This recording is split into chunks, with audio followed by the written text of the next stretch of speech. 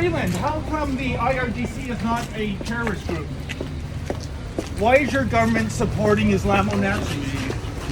What? Excuse me. What are you doing? You're under arrest for assault. Sir, Why are you bumped into pushing me? me?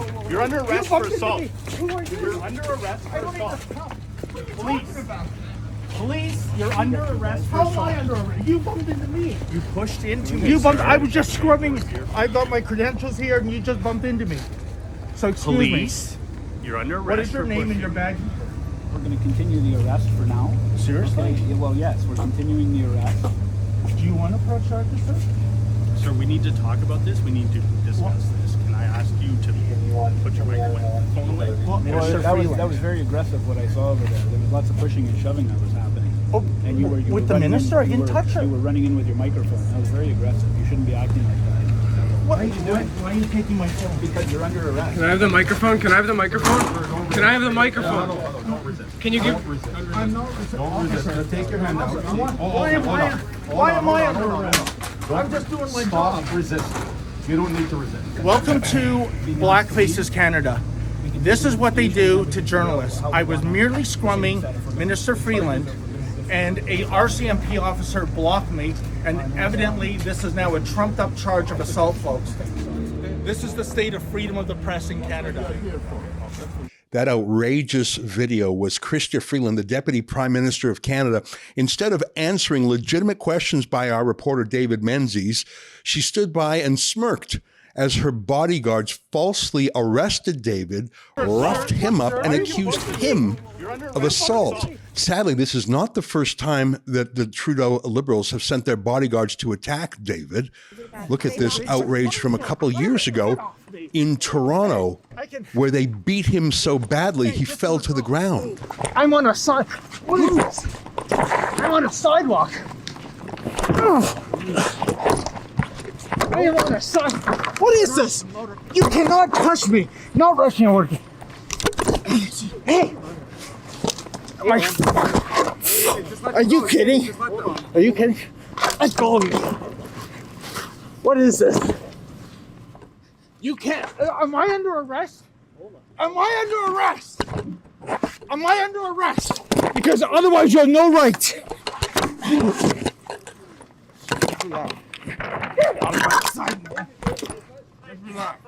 Huh?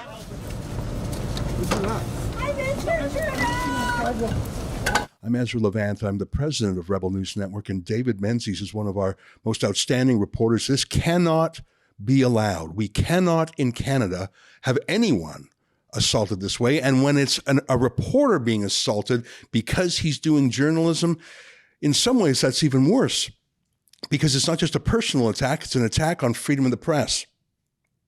And so I'm here today to meet with Lawrence Greenspan, one of Canada's leading criminal lawyers, who's not only a criminal defense lawyer, but he has sued police many times in the past for police misconduct.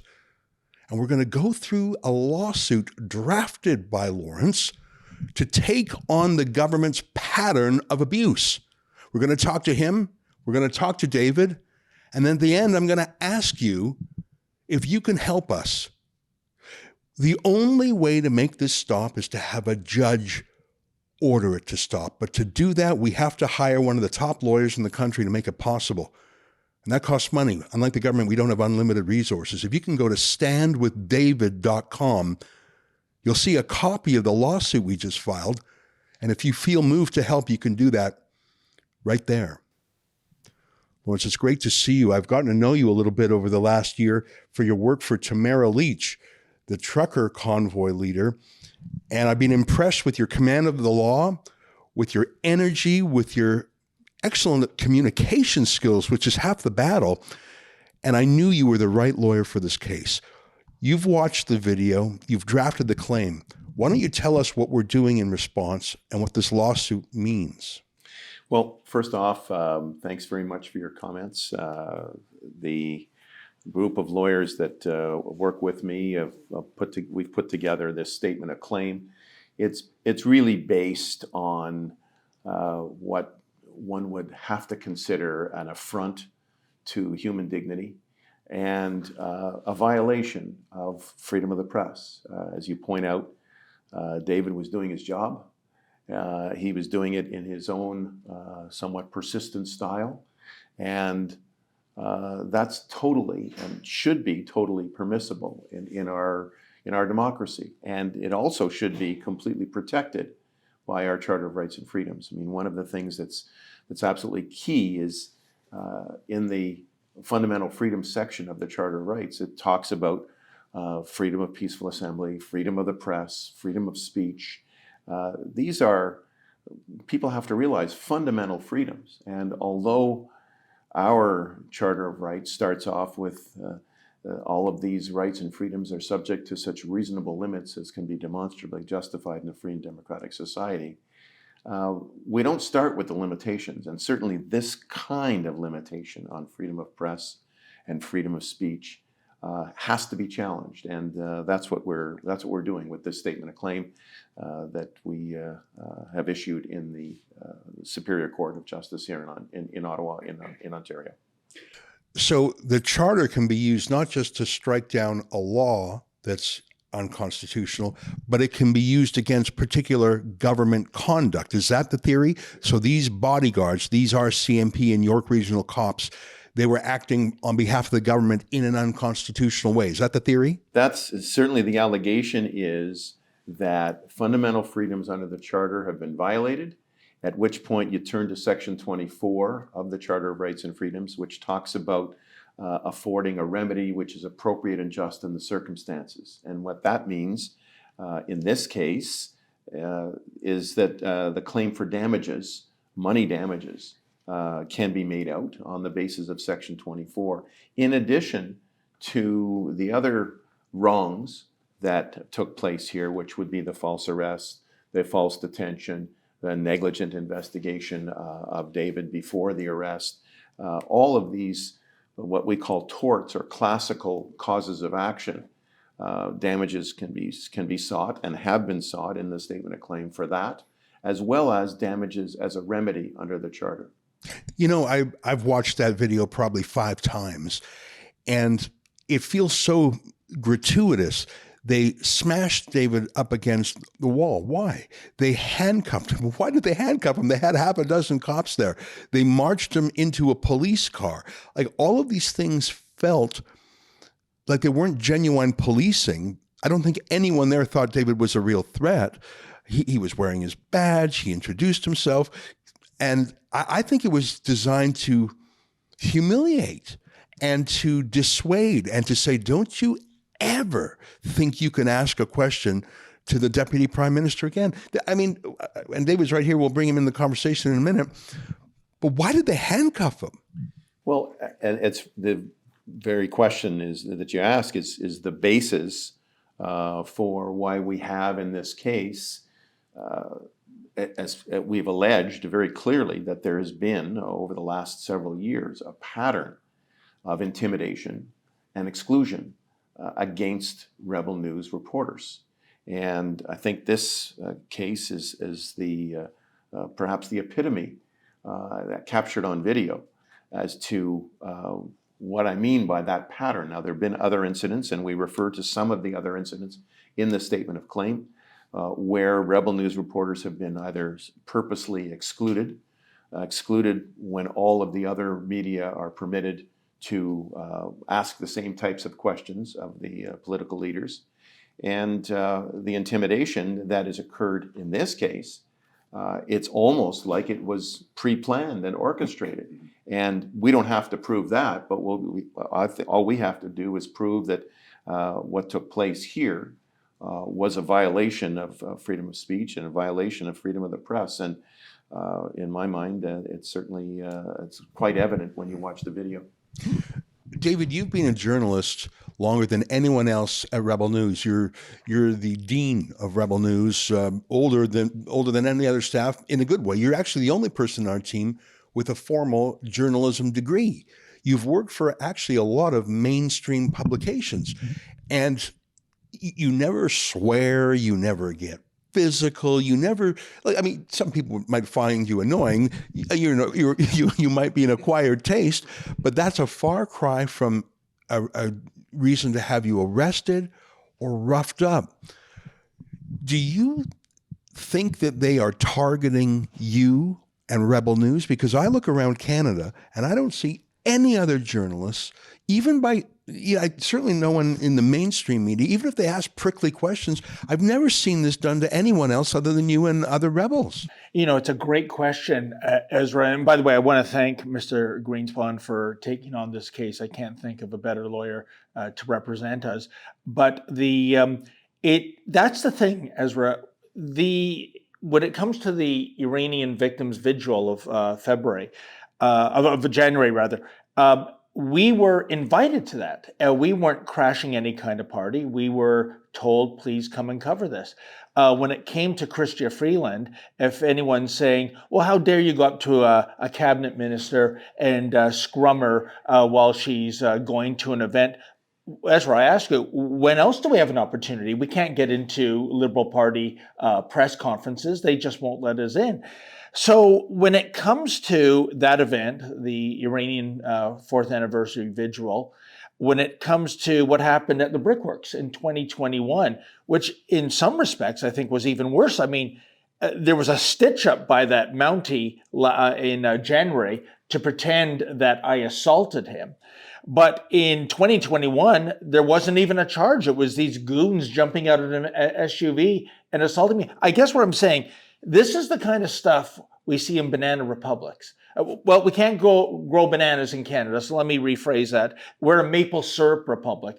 If we have, impolite or insensitive questions or comments about this governing party, I don't think that gives them the right to actually physically assault and come up with false arrest charges for journalists they don't like. Lawrence, one of the things David just talked about was when he was covering a Christmas party that Justin Trudeau attended when the rest of us were supposed to be locked down. And that was the question he was going to pose. He was standing outside the restaurant for about an hour waiting for the entourage to arrive. There were all these other cops there. They knew David. They recognized him. His cameraman was there. There was banter before. So they absolutely knew who David was. The minute Trudeau's personal entourage jumped out of the SUVs, they made a beeline for him. And it wasn't just gentle pushing and shoving. They smashed him. They beat him up. And as David says, no charge. I have never seen that in Canada in my entire life. Have you ever seen a reporter literally being beaten up in Canada? I've seen it in Turkey. I've seen it in Iran and China. What do you make of that incident? I've never seen, and in over 4 decades of doing this kind of work, I've never seen that kind of treatment for a reporter. And I've seen the video, the Brickworks video. I've seen that. It is, for that reason, included in our statement of claim as one of the examples of the way in which Rebel News reporters are being excluded or intimidated, or in that case, assaulted. And I don't think it's any coincidence that it's happening to Rebel News reporters over and over again. And as I say, we've included a couple of the examples. The Brickworks is one of them. There's another Rebel News reporter, Christine Lavoie, who was very badly treated during the course of the Freedom Convoy towards the end of it. And this can't be tolerated in a democracy. You can't treat people who are trying to get at the truth in a nonviolent way. You can't treat those that who don't agree with your opinions necessarily in this fashion. And Canada's not that kind of place, and at least it shouldn't be. That you mentioned Alexa Lavoie when she was shot in the leg with a riot gun by the RCMP. That was the worst day in our company's existence. And the brutality of that, the absolute lack of any precursor, she was literally holding a phone. The cops shot her, and then they didn't even offer her help. They didn't offer her first aid. And I don't know. I mean, the trucker convoy was peaceful throughout. The only shooting in the entire time was that RCMP officer shooting a Rebel News reporter. And what are the odds of that being a coincidence? You don't have to answer that. That's a rhetorical question. Look, let's do this. I want to go through the lawsuit. We have you here, and what we've been talking about the politics here a bit, but let's get right into the law. It's a little bit too long for us to go through page by page together. I really want to invite people to read it at their leisure. Go to standwithdavid.com. We will have the whole filed document there. Please read it. But Lawrence, can you point out what you think are the most important things in this lawsuit that you think our viewers should know? Well, the claim is based on a number of pillars or foundations. Firstly, the false arrest, the false imprisonment, the abusive process, the assault and battery of David, negligent investigation, and then two fundamental breaches of the Charter of Rights. The first one being Section 2B, which is the freedom of the press and other means of communication. And secondly, the group of rights that are under Section 7 and Section 9 and Section 10, which are basically right to life and liberty and security of the person, right not to be arbitrarily detained, the right upon arrest, various rights that one has upon arrest under the Charter of Rights and Freedoms. So that's really the basis in law for the claim. The amount of damages, people always, highlight, the amount of damages being claimed. It's what I tell people. It's not what you can claim. It's what you can prove. In this case, the actual damages to David are they're important. They're significant, but far more important is this notion that we can't have police pretending to arrest journalists for arrest as a way of getting them out of the area and as a way of convenience for the political leadership. That's not a process that can be tolerated in a Canadian democracy. So there's substantial damages for that we're claiming under the Charter of Rights and Freedoms under Section 24.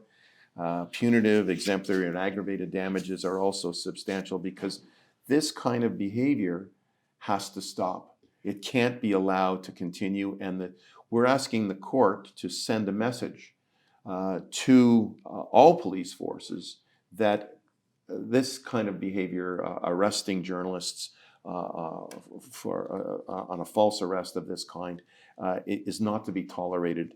And the only way that a message can be sent by the court along those lines is by awarding punitive, exemplary, or aggravated damages. The lawsuit. If I may interrupt you there for a second before you move on. Sure. If I'm reading this correctly, we're seeking a total of over $1 million, the vast majority of which is punitive and exemplary and that charter violation.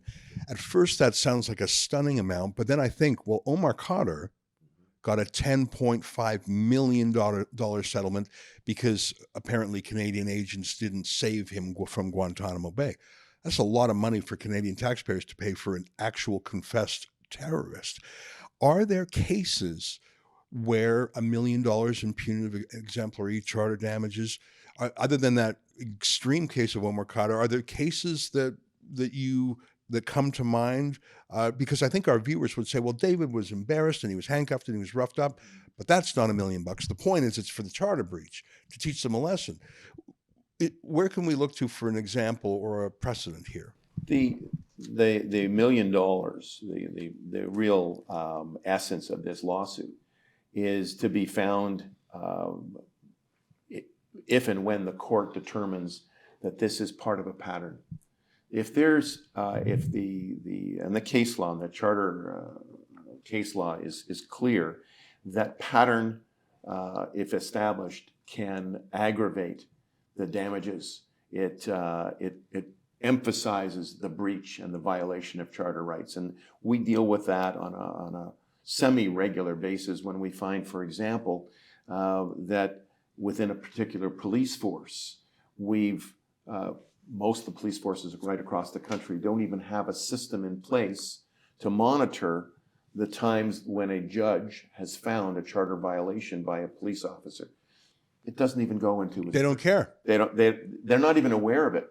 I've cross-examined police officers who were not even aware that a judge had found that they had violated a person's rights in a previous case. So if you don't even have a system where these kinds of breaches are recorded and brought to the attention of the police service, and certainly not the police officer, and you end up back in court, and I'm cross-examining the officer, and he says, well, I didn't know, I gave my evidence and then I left, and nobody ever told me what the judge found.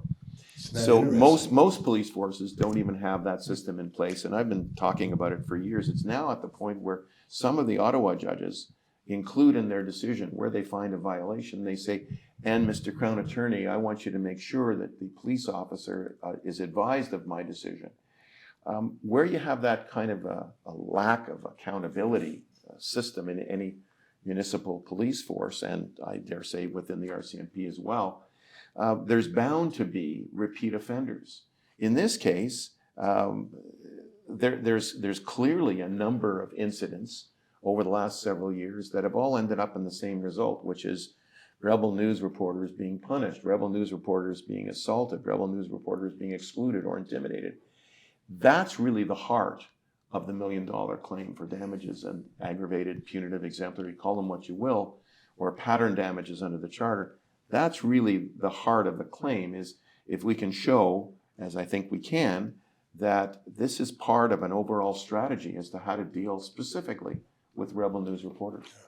You know, it's funny, you talk about a pattern, the bald cop who really went to town on David. It just felt like he had done this 100 times before, and it was like second nature. That's what was shocking to me. The arrest was startling, but the gaslighting, the lying, the immediately creating a fake narrative. You assaulted me.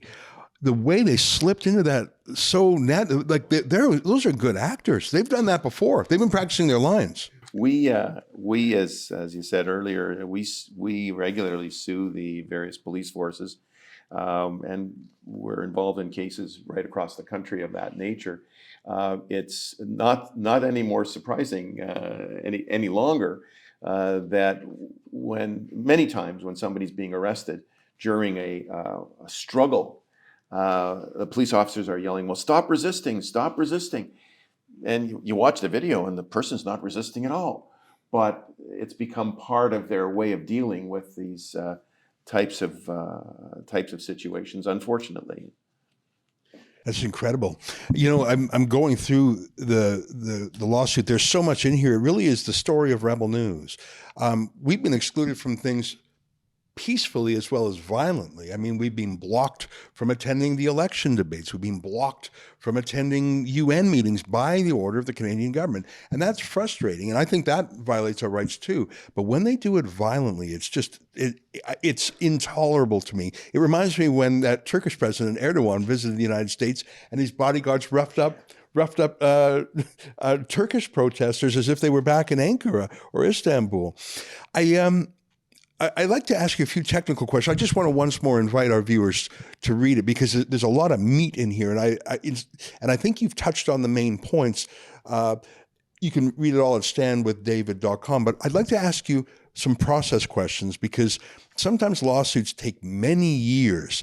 This is a fairly succinct lawsuit. You have a few incidents that you're talking about, but the claim, I think, is easy to understand. It doesn't feel like a complex case. You want to prove the pattern. You want to talk about the incidents. How soon do you think, how many days, weeks, months, years do you think this will take to go through the process? How long do you think the trial itself might take? Do you think we'll see justice within a matter of years? Do you think the police might say, whoa, let's talk about a settlement. This looks awful. You've done this 100 times. This is our first time. What should we expect? What should our viewers and supporters expect? It's going to take years. I don't think there's going to be a huge appetite for settlement because in our experience, as soon as you put aggravated punitive exemplary damages on the table, any settlement is going to, the police are going to at least seek to realize a settlement without that on the table. And in this case, that's the main event. The aggravated punitive exemplary damages, the claim for charter relief under Section 24 because of the pattern of misbehavior putting it mildly, of the police. Because of that being on the table, I don't think this is one. I mean, I would be delighted if they came back with a substantial 7-figure offer. That would be great. But we have a duty to be realistic, and I think the fact that that type of damage is being sought almost guarantees that it's the kind of matter that won't settle. It certainly won't settle early, and it may be one where we have to actually go through a trial. In the trial, there would, I anticipate, be a number of incidents other than this one with David. There would be a number of other incidents that we would have to bring forward in order to prove pattern. Right. And I don't think we'd have a great deal of difficulty doing that, but that would take time. Right. That would take trial time. Right. Well, I've committed to David to follow this through. And we have a track record of Rebel News of standing up for our people, even if it's no longer commercially rational to do so. We do it because we want to show the world that don't mess with us. I feel an obligation to our reporters who go through that on my behalf and on behalf of the viewers. I feel a loyalty to them. And in this case, I think it's an important precedent. Let me ask a quick question of David, and then I'll come back to you, Lawrence. David, there's a lot of groups in Canada that right in their very name claim to be about press freedom. There's Canadian Journalists for Free Expression. There's the Canadian Association of Journalists. There's Amnesty International, the Canadian Civil Liberties Association. There are a lot. PEN Canada. All of these talk about reporters who are roughed up, arrested. I pay attention to these guys. I have not seen a single one express even a tweet of support for you or a tweet of discomfort with what they've seen happen to you. And either it's professional rivalry with you, ideological rage, or maybe it's because these days most journalists depend on Justin Trudeau for media subsidies, but it is the silence of the lambs. And I don't know what your thoughts are on this. I talked to a senior Globe and Mail columnist who said, I don't believe David Menzies is doing real journalism. I don't believe Rebel News is doing real news. It was a real question of a real public officer on a matter of public concern. How is that not the working definition of news? I was enraged by that. What's your take? BBC that identified me as a man who identifies as being a journalist, which is so outrageous because, like, when you look at radical transgenderism, you could have a 300-pound bearded man and his name is Tinkerbell, and they would never say he identifies as a woman. It is a real woman. Trans women are real women. But I've gone to Ryerson for a journalism degree from 1985. For my whole life, I worked full-time as a journalist. I have won awards for my journalism. I think that might meet the benchmark of journalism. So is the question, Ezra, our ideology is not in sync with them? Is our politics kind of soured to what they promote? And the very fact that we have never taken a nickel of government money, and nor would we ever do that, maybe there's some resentment there. Maybe there's a vendetta there. Personally, Ezra, I can tell you my professors back in the early 80s when I went to Ryerson, even the ones that swung left, they would be appalled at the ethics breach of a journalist being paid by a federal government that they're supposed to be covering. And they would be appalled by police brutality. Once upon a time, the left cared about these two things, freedom of speech and police restraint. And now the left is utterly silent. Lawrence, I'm so glad you're taking this case. We really have come to admire your work on the Tamara Leach battle. And I once said to you, and maybe you thought I was joking, but I wasn't joking. God forbid I ever get arrested myself. You would be the lawyer I call, because I've observed how you've fought her very uphill battle. That's a David and Goliath story if ever there was one. And they're throwing the unlimited resources of the state at her. And I think they might try and do that to us too. And I mean, we are outgunned on the financial side of things. That's why we need our friends to go to standwithdavid.com to help chip in. I'm excited about this because I feel like it's the start of the fight back. I've read this lawsuit many times as it was drafted, and I guess I can hardly wait. That's a strange thing to say about lawsuits, but I think this lawsuit will not only vindicate David, but the process of it will smoke out a lot of the thinking in the government. Maybe we'll show things, reveal things that are secret. Maybe there's conversations about get rebel or I don't know, but I think that the process will be educational. Give me your final thoughts here before we go out there and do some battle. Well, I think the likelihood of actually being able to pierce the privilege veil, which will undoubtedly be thrown up against us. There'll be, oh, well, we can't disclose this because it's an investigative technique, or we can't disclose this because it's going to undermine national security. And I expect that there'll be all kinds of privileges claimed. But the bottom line, as tough accountants like to say, the bottom line is that what took place with David and the clear violation of his rights, the allegation and actually charging him with assault, handcuffing him, taking him away, it was outrageous. It's not something that any thinking Canadian, no matter what political stripe, should want to have happen in our country.